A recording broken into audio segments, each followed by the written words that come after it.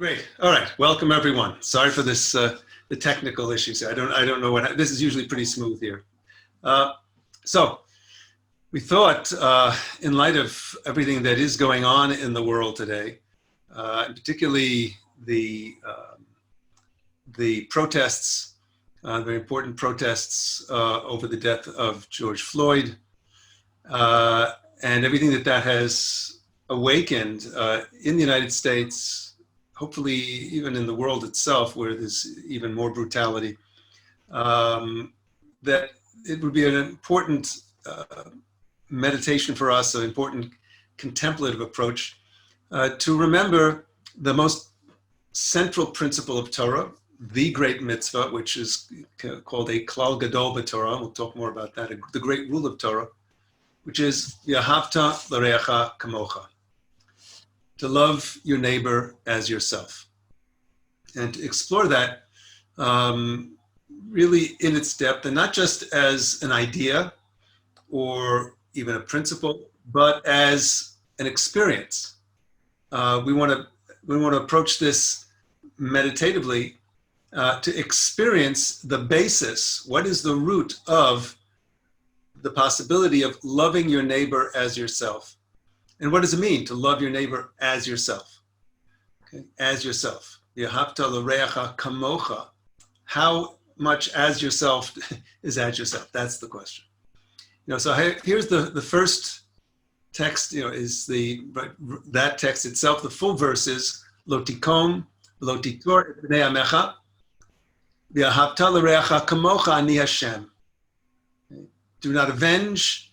Do not hold a grudge against your fellow citizen. You should love your neighbor as yourself. I am Hashem. As the commentators tell us, whenever a verse includes, and like a mitzvah includes, I am Hashem at the end, it means that it typically is a mitzvah that is not just a mitzvah of action, but includes a very deep level of consciousness and awareness, that a deep level of mind engagement that only Hashem and ourselves are aware of. And so that Hashem is watching, so to speak. Hashem is conscious of our consciousness in this process of approaching this mitzvah of loving your neighbor as yourself. I thought to approach this, the explanation of this mitzvah, exposition of it, with a Torah of the great Baal Musar, Rabbi Yerucham Levovitz, Zichrono Levracha, brought in his Da'at Chochma Musar, very important Rav. He was the Rosh Yeshiva, he was, and the Mashgiach, we call him Mashgiach Ruchani, the spiritual guide of the Meir Yeshiva, and he was known as HaMashgiach. He was the one, and one of the most profound of all of the Baalei Musar. And as it happens, today is his yahrzeit. Today, we in Eretz Yisrael are just moving out of his yahrzeit. Those of you who are in the States, you're right in the middle of his yahrzeit. What could be better than learning the deep Torah of one of the deepest thinkers in the Musar movement, Rabbi Yerucham Levovitz, Zatzal. Okay, he's late 19th, early 20th century. I think he passed away he was on the 18th of Sivan in 1936. Nishmato Eden. So this is such a beautiful Torah. I really would like to read through it together, not just to summarize it. The way that he says it, the emphasis that he puts on it is so important. So we'll go through this together. It's really, really profound. So on the verse, V'ahavta l'reacha kamocha ani Hashem. You should love your neighbor as yourself. I am Hashem. He says, this is the secret of the matter. The fundamental principle is that in spiritual matters, there is no actual separation at all. Rather, all is complete oneness. Okay, what's the basis of our being able to love our neighbor, and not just love them in some way, but to love them as ourselves? says, in spiritual matters, all is complete oneness. In consciousness, that's our translation of nephesh. Nephesh, is, often translated as soul in English. And we've said this many times that whenever you see the word soul used, it's an archaic word. It doesn't mean a ghost or something in the body. Nephesh is what we would call today the structure of consciousness, the full structure of consciousness, attention, background awareness, subconsciousness, even what, in some psychological theories are called is the unconscious, the collective conscious, all the levels and layers of consciousness, nephesh. In Kabbalistic terms, we understand that there are even 5 levels of consciousness, nephesh, ruach, neshama, chay, yechidah. But for Reb Levovitz's purposes, in consciousness, there's no separation at all. Because the nature of consciousness is oneness, the reality of oneness. This is not just a metaphor, this is a reality. Here we are, some of us are in Israel, some of us are in the Boston area, some of us are in the New York area, some of us are in the Los Angeles or the San Diego area. We're across the planet Earth, and yet here we are together. And yes, we're being connected by Zoom, but here we are paying attention to each other. We can talk with each other, except when you're on mute. We can talk with each other. We know we're in the same moment together. And not only, can we be aware that we can, you can see thumbnails, pictures of each other on the screen, but you're aware that around the planet Earth right now is a group of people who are all communicating together. Our consciousnesses are in the same moment. We are synchronous right now. And that's extraordinary. And that's what consciousness is. And it's not just us. Each one of us is synchronous in the conscious awareness moment with every human being on the planet Earth right now. Okay? We're all in the same moment. You can even widen this if you want and include, other sentient beings at every level. But let's even just stick with human beings. Consciousness is something that we share. It's our connection to each other. It's not just that we're stuck in little bodies and we kind of peer out of our eyes. We are actually in consciousness together. We can look down at our bodies and our bodies are in our consciousness. The room is in our consciousness. We are in each other's consciousness. Everything is in consciousness. It's a shift of perspective that Rav Yerucham Lubavitz is giving us here to realize this is a real oneness, our connection together. It's more fully one than one can even imagine. And he says, one needs to intuit this, continue on, in the same way we work to intuit the mystery of the oneness of the Creator. We say Hashem Echad, God is one. We try to understand that singularity that is God, that encompasses everything infinitely, eternally, and one. But we also share this together as human beings. He says we need to intuit our oneness together. The fact that all consciousness, there is a collective human consciousness that we're all in right now, all of us. And it's as much the mystery as the oneness of the Creator. And it is a mystery. And this is the mystery of the unity of souls. We're unified to the utmost actual one. He means what he says. This is the meaning of, it's quoting here, you are one, and your name is one, and who is like your nation, Israel, one nation on the earth. This is a phrase, for those of you familiar with it, from the Sendor on one of the very beautiful amidot of the week, the Shabbat Mincha, the central section of it is this, it's gorgeous tefillah. You are one, God. Your name is one. That's all of creation and reality. And who is one like your nation, Israel? We also, as Am Yisrael, are one together. Okay, our consciousnesses are one. And in fact, we share this with all human beings. Therefore, when there's even a slight connection in spirituality and wisdom and intellect, we share some idea, some Torah, some aspect of wisdom, which is an issue of consciousness. Those who share this are immediately joined to the source of oneness and unified in it, like a drop of water that falls into the sea and is unified in it. We are in the sea of consciousness. And whenever we share something in mind, and we share this, we really are sharing, we can share it in words, but we're also sharing it empathically and telepathically across, with our minds. We are in this together.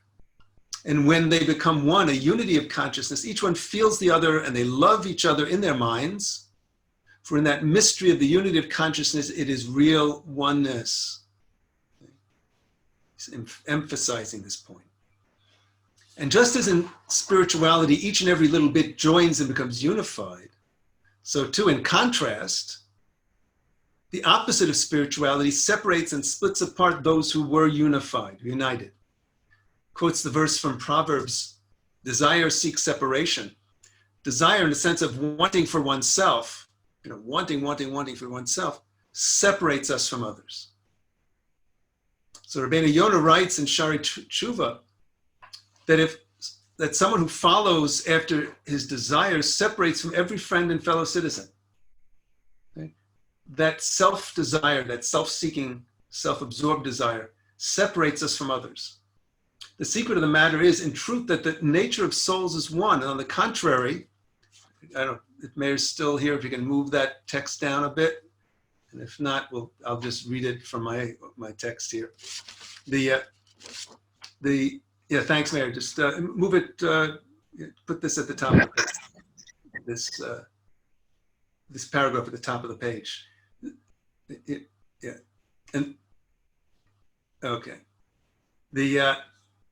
He says, the secret of the matter is in truth that the nature of souls is one, and on the contrary, the separation that we see is surprising. In other words, the natural default level of human beings is to be together, is that we share mind together. We are one and should realize that we're always one. What's surprising is when we fall apart and we don't recognize our connection, our absolutely integral connection with each other. The hatred that we're seeing in the world now, the violence against people that we're seeing in the world now. He says that's really the surprising thing. That's really the abnormal state of human being, because we should realize that we're all connected. The violence of police, against a man in their custody, the murder of this man, the violence that has triggered, which is inappropriate, certainly a profoundly inappropriate response to that terrible violence. All of that, and then the violence that's all around the planet Earth. We're in the Middle East here. They're pretty good at violence. All of that pain that people cause each other, that's abnormal. Separation is surprising. How is it possible to be separate and split that which is one?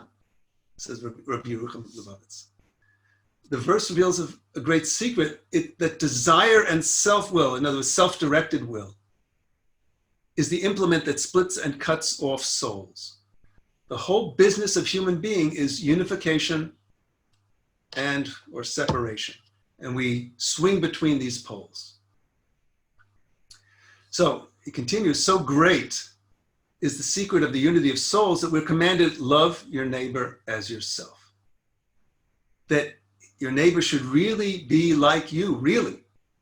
That he is so unified and connected, the utmost unity of souls, to the point that one can feel in one's own nature, that is one's spiritual nature, the pain of the other like one's own pain, really as yourself.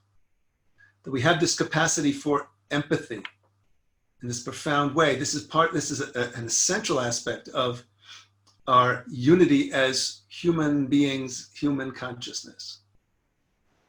So to love your neighbor as yourself, the basis for the possibility of that is that we are already one.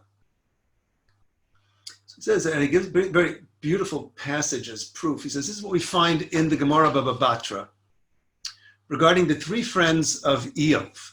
Eov, Job, who was afflicted with terrible afflictions, and his friends come to comfort him Okay? And Rabbi Yehuda says, in the name of Rav, there's a verse in the verse that they all they gathered together, they all gathered together as one to see him, to see Job, Eov.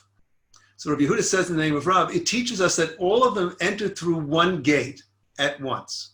In other words, they heard that Eov was in trouble, Job was suffering. They all came and entered through one gate at once to be with their friend. But, and the Gemara continues, but it is taught that between each one of them was 300 parsa, which is about 1,200 kilometers. What's that in miles? Anybody? Like 700 miles, is that right? It's a lot of miles, okay? It's a lot of kilometers. So, in other words, the Eov and his three friends were all, there's a teaching that says they were all 300 parsa separated from each other, okay? About 700 miles apart. So how did they know that Eov was suffering so that they came all at the same time, all in the same gate to visit their friend? So some say that each had a crown that signaled the condition of the others. So Rashi, and actually Rabbeinu Gershom, Rashi picks it up from him, explains that they had, each one had a crown, and on the crown was three faces. In other words, the face of each of the other friends. So these are four friends, Eov and his three friends. So each one of them had a crown which had three faces of the friends. And whenever they would see or feel on the crown that one of the faces was feeling sad, looked sad, they knew that that friend was in trouble and they would get in contact. Interesting, okay. Some say that each had a tree, and if it withered, they would know. In other words, so each of the friends, including Eov, had three trees representing the other three friends. And if one of the trees showed signs of withering, they would know that their friend was in trouble. Okay, so they were all in contact with each other. Rava said, this is what people say, give me friends like the friends of Job, or give me death. Right? There's a couple of statements like that in the Gemara. In other words, this is real friendship. Friends who are really deeply attuned to each other. Shmuel Edels explains that, even though each one was signaled by their crown or their tree, the tree that the other friend was in trouble, they would come immediately, regardless of the distance, to be with their friend. Okay? They felt that connection together. Rabbi Yerucham himself, as implies, he says, according to how we understand this, he continues here, it seems that they had some kind of device that, alerted them to their friend's distress. So how can we learn from this, give me friends like the friends of Job, or give me death? So where is that sense that, that each one, the kind of friendship they had was the most precious and beautiful friendship and anyone would want that kind of friendship. So according to what we said, it's very clear that by virtue of their unity and connection one with the other, the mystery of the unity of souls, that their souls were really unified. Therefore, even though there was a distance of 300 parsa between them, there was no blockage between them. And they felt immediately the pain of Job as their own, really, with no difference. But this is the mystery of the unity of souls, to really feel for each other without anything blocking, right? So even though they had some kind of device that alerted them to the pain of the other, but they felt it. They felt that pain. Their consciousness picked it up. Even, there's a beautiful statement of the Rebbe of Tzanz, says that, any rabbi that doesn't feel the pain of a woman going through childbirth within 50 miles of him, is no rabbi. What he means by that is that you really have to feel empathy for everyone that's in your care, for all of your friends, and it's not just for rabbis, for friends as well. And we feel that. We can feel that without crowns and trees. We can sometimes feel this intuitively, that someone that we love and someone that we deeply care for is struggling, and we feel that in a deeply intuitive way. He says, and this is also, he says, what we find in the Yerushalmi Nedarim, the Gemara Yerushalmi Nedarim, a parable that if someone cuts their hand with their other hand, so you're slicing vegetables with a knife, your hand slips, and you cut one hand with another hand, heaven forbid. They wouldn't think to take revenge with the one hand against the other hand. It's their own self and flesh. So too, it says in the Gemara Nedarim, this is the secret of loving people. Love your neighbor as yourself. The unity of souls, that is one in reality, and if we are one in reality, that it's not just love your neighbor sort of like yourself, but love your neighbor who is yourself. We are all connected as consciousness, so revenge is not relevant at all. We are all one. This is a profound Torah. The whole notion of revenge is abnormal. Unfortunately it's a cultural norm in many areas of the Middle East. Revenge is abnormal. The normal state of humanity is one of love and support and forgiveness when necessary, not revenge. Lo tikom v'lo titor, it says, don't hold revenge and don't hold a grudge against your neighbor. Love your neighbor as yourself.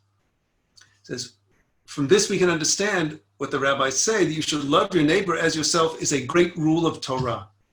This is the position of Rabbi Akiva.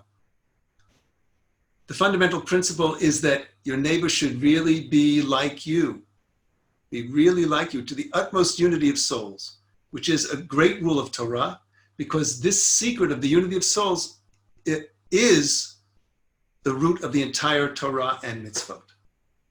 Okay, now he continues on, but I think this was enough for our purposes now. I think this is just an extraordinary Torah. One could prove his position from many, many other sources in Torah. And Rav Levovitz is absolutely right. This is what Torah is about. All of the mitzvot of Torah are about, in one way or another, cultivating this sense of unity with each other, treating people well, being kind and being good and being thoughtful to others. All of the mitzvot of Torah are either about, being good to each other, loving each other, or including God in that as well, and in relation to God. And it's actually the fact that we share consciousness with each other, that's rooted in the fact that we receive consciousness from God. And as the Rambam Maimonides says, we share consciousness with God as well as with each other, which is an extraordinary statement. That's in Mor Nevuchim, Guide of the Perplexed, Part 3, Chapter 52, and in several other places, actually. So we are living in a sea of consciousness, sharing with each other, sharing with God, sharing all together. It's a beautiful Torah. Our job here is to experience this, not just abstractly or conceptually, but let's now do a meditation practice together to experience this. So we're going to begin with 5 minutes of just clearing our minds. You'll hear this chime to start us off, just to quiet the mind down. After 5 minutes, you'll hear it again. And just to remind us, I will say the verse, V'ahavta l'recha kamocha. Love your neighbor as yourself. Okay. As we're sitting here, and not just to think of this in imagination or as an idea, but really sense you're sitting here, our eyes will be closed, but we have already received consciousness, each one of us. We don't make it. We didn't create it. We find ourselves with it. It's extraordinary. We have no idea where it came from. We say it came from God, but we find ourselves with consciousness, and we realize we're not the only ones. You may be in a house right now, in an apartment where there are other people around you, either in your apartment or in other apartments. other homes, they have consciousness. And you can talk to them and be with them and be in synchronicity with them, in relating to them. You have family members around the world, that you are in consciousness with. We have us, each of us together right now. We're, as you're sitting, appreciating that, each one of us appreciates that we have consciousness, this gift, but we're not alone. We're not at all alone.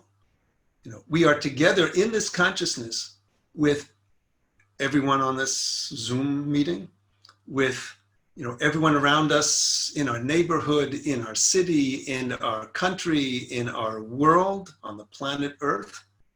And we're really in a sea of consciousness. And if we can even go further, we're in God's consciousness that embraces us all. So consciousness is, it's an ocean, and we're in it. And it connects us and it binds us all together. So it's not just to feel this conceptually, but to think of it conceptually, but really sense be aware that you can sense the presence of others, that you're aware of the presence of others in your world, in your life, all around. Try to feel that presence, to know that all of us are here together right now and acknowledging each other, and feel the presence of other friends and family members and loved ones in this world. The Kabbalists go even further, say that yes, we share consciousness with God, we share consciousness with those who we love who are no longer in this world. We share consciousness right now with Rav Yerucham Levovitz, whose yahrzeit this is. That's all. We share consciousness. Consciousness is also eternal. It was created at one point, but it is eternal. So it's to feel this and to feel the sense and feel it in your heart, not just as an idea. Feel in your heart, we share this, and it is so, it's so comforting and supportive to know that your mind is not just a little bubble separated from the rest of the world and reality. It's totally open. And here we are very together. We are one. That's the feeling that we want to be able to cultivate. So after 5 minutes of quieting our mind, you'll hear another ding. I'll say the verse to remind us, V'ahavta l'reacha kamocha, love your neighbor as yourself. And let's sit and love our neighbors as ourselves. We'll do that for 10 minutes. And then you'll hear the final gong. And that's just to quiet our minds for about a minute, and then we'll open our eyes. Okay? So here we go. Be'ezrat Hashem, v'atzlacha, V'ahavta l'reacha kamocha.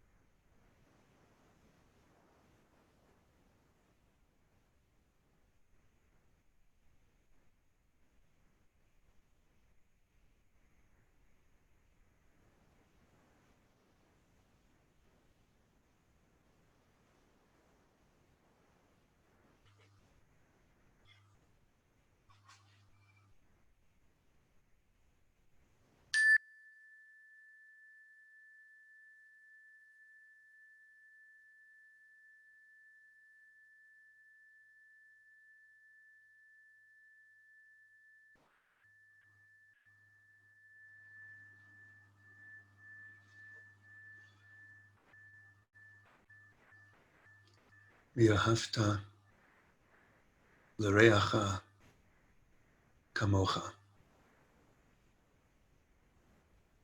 Love your neighbor as yourself.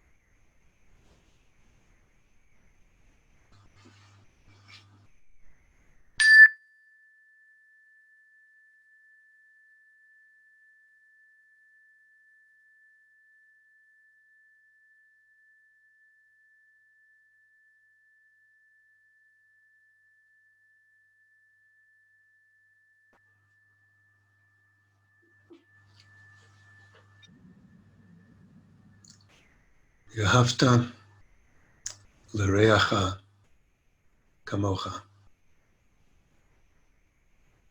Love your neighbor as yourself.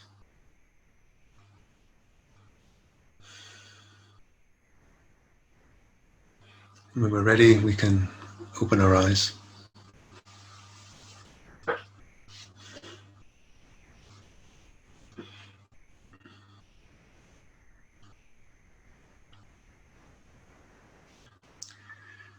You know, when we really realize that we are truly unified as human beings, really as all sentient beings, but as human beings, let's get that. It's not possible to commit violence against another person. It's not possible to hate another person, to dismiss another person. Everyone is precious, just precious. And you know, this is what our Torah tradition and our human tradition asks us to appreciate. And it's a heart consciousness. It's rooted in a reality, and it's something it's a love your neighbor as yourself, and realize your neighbor is yourself. Yeah, we want to have proper boundaries in a certain sense. That's part of respect for each other. But to realize we're open to each other. We're open onto each other's field of consciousness. We share it. You know, so that's quite a mystery. That's one of the words that Rav Lubavitch uses over and over again. It's a mystery. It's a mystery. It's a mystery. It's a gift. It's from Hashem. It's the way this world is structured. We have a few minutes. I mean, if anyone would like to share a takeaway with this, you know, what insight, you know, this gives you, you know, how you were able to relate to this notion that we are all connected. You were able to feel this with, you know, in your heart. Can we feel that sense of empathy and telepathy? I mean, if anyone would like to unmute themselves or raise their hand, you know, please, you know, we have some time.